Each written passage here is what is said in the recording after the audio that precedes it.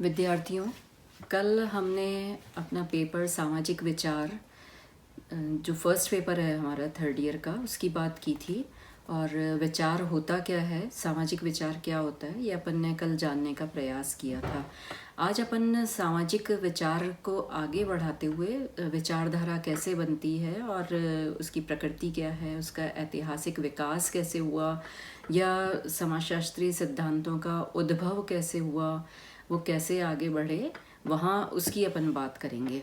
सामाजिक विचारधारा उतनी ही पुरानी है जितना कि स्वयं समाज और संस्कृति के विकास में कोई भी स्तर ऐसा नहीं रहा जबकि मनुष्य अपने जीवन से संबंधित सभी समस्याओं से पूर्णतया मुक्त हो। ऐसा भी संभव नहीं हुआ है कि वह उन समस्याओं को एक निश्चित सीमा के बाद भी अनदेखा करता रहे। अतः मनुष्य को उन समस्याओं के संबंध में सोचने, विचारने और अपने जीवन से संबंधित कठिनाइयों को सुलझाने की आवश्यकता सदा ही हुई है। सामाजिक समस्याओं या सामाजिक जीवन व व्यवस्था से संबंधित इन विचारों को ही मोटे तौर पर सामाजिक विचारधारा कहा जाता है, चाहे वह विचार उस समय कितने ही अस्पष्ट रूप में क्यों न व्यक्त हुए हों। इस प्रकार मानवीय अंतः संबंधों और सामाजिक जीवन से संबंधित समस्याओं तथा जटिलताओं को समझने या सुलझाने का प्रयत्न मानव आदिकाल से ही करता आ रहा है। इसलिए सामाजिक विचारधारा की भी मानव की भांति ही प्राचीन कहे जा सकते हैं। यदि मानव समाज के से एक दार्शनिकता मानव समाज से एक दार्शनिक है तो वह स्वभावतः ही एक समाजशास्त्री भी है। एक समाजशास्त्री के रूप में चाहे वह कितना ही अवैज्ञानिक अर्थ में क्यों न हो, जब मनुष्य सामाजिक जीवन के संबंध में अपने विचार व्यक्त करता है तभी सामाजिक विचारधारा का जन्म होता है। दूसरे शब्दों में हम ये कह सकते हैं कि सामाजिक जीवन की गंभीर समस्याएं जब मानव के विचार विमर्श का विषय बन जाती हैं और मनुष्य उसके विचार में अपना विचार प्रकट करता है तो वही विचार सामाजिक विचारधारा है। सामाजिक विचारधाराओं की एक पृष्ठभूमि भी होती है और वे ऐतिहासिक घटनाओं से प्रभावित भी होती हैं। सामाजिक विचारधारा की अगर हम परिभाषा देखते हैं तो सामाजिक विचारधारा अपने विचारों की वह शाखा है जो कि मानवीय अंतः संबंधों और अंतः क्रियाओं द्वारा उत्पन्न, अभिव्यक्त एवं सुस्थिर रहते हुए मानव के सामान्य सामाजिक जीवन तथा समस्याओं से विशेष रूप से संबंधित होती हैं। सामाजिक विचारधाराओं का एक महत्वपूर्ण उद्देश्य सामाजिक प्रक्रियाओं तथा सामाजिक जीवन के सामान्य नियमों को समझना, विश्लेषण तथा व्याख्या करना होता है।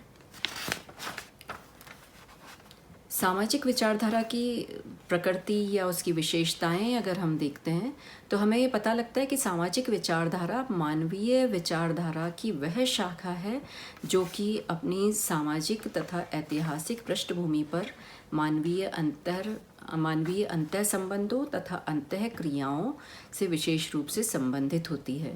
यानी सामाजिक विचारधारा की उत्पत्ति सामाजिक समस्याओं के निराकरण करने की आवश्यकता अनुभव करने के फलस्वरूप होती है। जब तक मनुष्य की आवश्यकताओं की पूर्ति सरलता से होती रहती है जब तक कि उसके समक्ष कोई कठिनाई नहीं खड़ी होती है तब तक वह उस विषय पर न तो विचार करता है और न ही उसे विचार करने की आवश्यकता होती है। इसके विपरीत जब उसके समक्ष कोई समस्या आ खड़ी होती है तो वह उसको हल करने का या उसके निवारण का उपाय ढूंढने में लग जाता है और उसके विषय में सोचता भी है। हमें यह समझना चाहिए कि सामाजिक विचारधारा का संपर्क केवल सामाजिक समस्याओं से ही होता है। हमें यह नहीं समझना चाहिए कि सामाजिक विचारधारा का संपर्क केवल सामाजिक समस्याओं से ही होता है। इसका संबंध सामाजिक व्यवस्था तथा संगठन, सामाजिक नियोजन, सामाजिक प्रगति या सामाजिक जीवन के अन्य पक्ष से भी होता है। प्रत्येक समाज तथा पृथक पृथक समय में सामाजिक विचारधारा भिन्न भिन्न होती है क्योंकि प्रत्येक समाज की सामाजिक, ऐतिहासिक तथा सांस्कृतिक पृष्ठभूमि अलग अलग होती है और वह भी समय के बदलने के साथ साथ परिवर्तित होती रहती है। इसके अलावा हम कह सकते हैं कि किसी न किसी रूप में प्रत्येक विचारधारा सामाजिक अनुभवों से संबंधित या उन पर आधारित होती है। यदि कार्ल मार्क्स की विचारधारा पूंजीपतियों के विरुद्ध थी, तो उसका प्रमुख कारण कार्ल मार्क्स के जीवन में उनके अनुभव थे। अपने जीवन काल में उन्होंने बार बार ये अनुभव किया कि श्रमिकों की अत्यंत महत्वपूर्ण आवश्यकताओं के प्रति पूंजीपतियों का दृष्टिकोण अत्यंत निर्दयतापूर्ण है, और श्रमिकों को अत्यधिक श्रम करना, अपनी जेब भरने की लालसा, अत्यधिक श्रम करवाना और अपनी जेब भरने की लालसा उनकी इतनी तेज़ी से बढ़ती जा रही थी कि पूंजीपतियों का पूर्णतः विनाश न होने पर श्रमिकों की दशा सुधर नहीं सकती थी। इस प्रकार कार्ल मार्क्स के सामाजिक अनुभवों ने ही उन्हें पूंजीवाद का कट्टर विरोधी बनाया।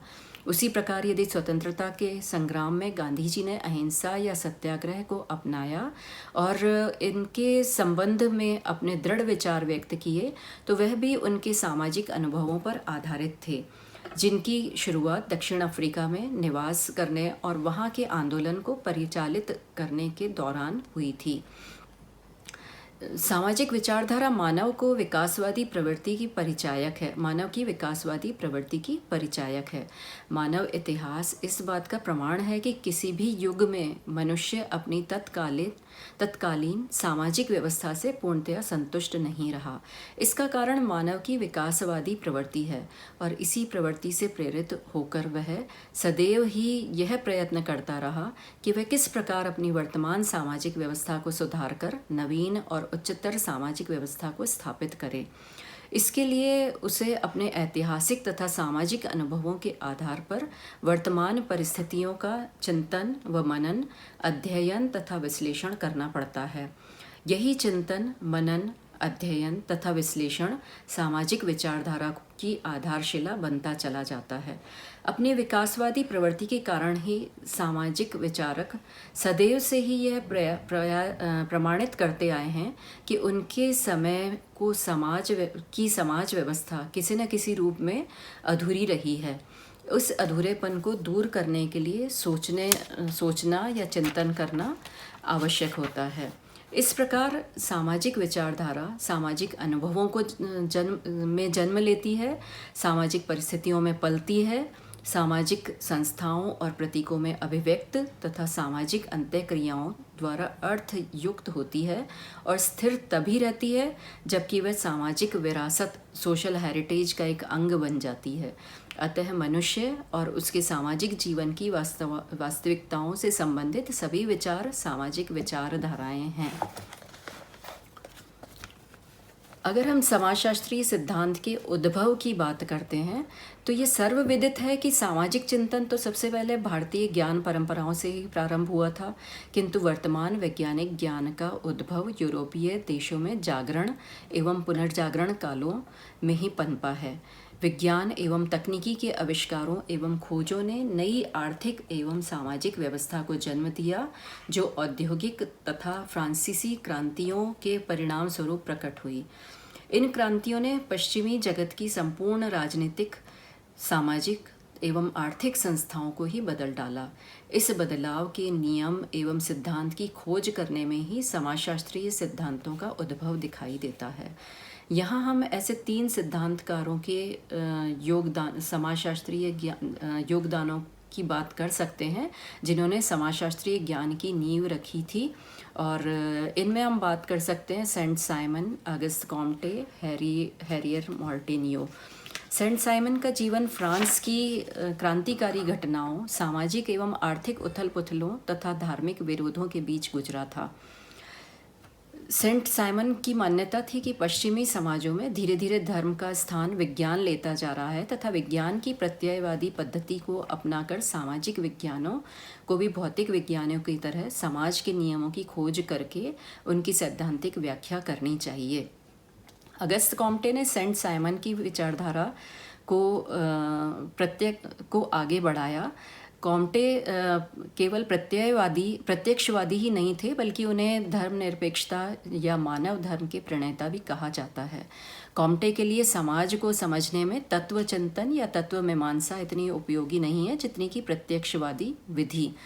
विद्यार्थियों, इसके आगे की बात अपन अगले वीडियो में, अगले व्याख्यान में करेंगे। धन्यवाद।